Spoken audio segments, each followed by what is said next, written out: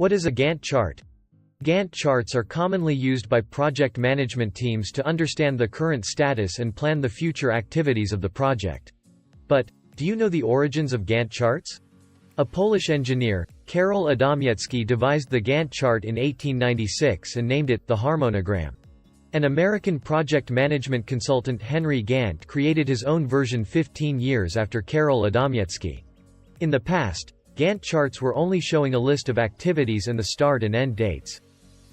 Typically, activities are presented as horizontal bars and the length of the bar shows the activity duration. The start point of the bar is the start date and the end point is the finish date. After the evolution of computers, desktop and online applications are developed for Gantt charts.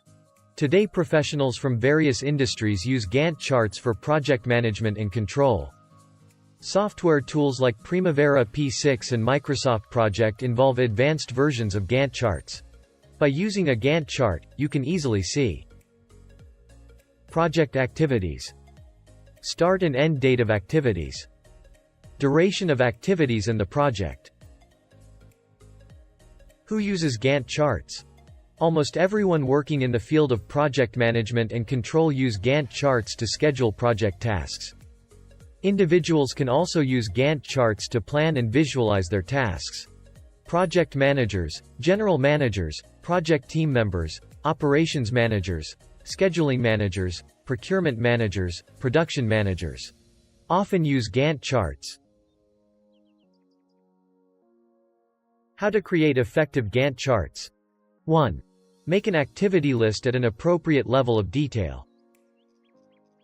Activity lists should be created at an appropriate level of detail in order to monitor their performance efficiently. If there is too much detail, it will be difficult to create and update the chart regularly. On the other hand, if the detail level is too less, the Gantt chart cannot represent adequately the real conditions and phases of the project. 2. Assign right dependencies. Dependencies are the logic links between the activities. In general, there are 4 dependency types between the activities. Finish to start, start to start, finish to finish, start to finish. The only possible way of determining the critical path of a project is to assign the right dependencies between the activities. 3. Create a specific calendar for the project. Weekends, public holidays, and non-work days should be specified while creating a Gantt chart. Calendars are dependent on the client, and if the client has definite time constraints, make sure that the time constraints are clearly marked on the Gantt chart. 4. Brainstorm with your team. It is a good way to conduct a brainstorming session for the chart with your team to ensure you have not missed out on anything important. If you analyze the estimations for activities, activity dependencies, and the critical path of the project with your team, the schedule will be more realistic and effective.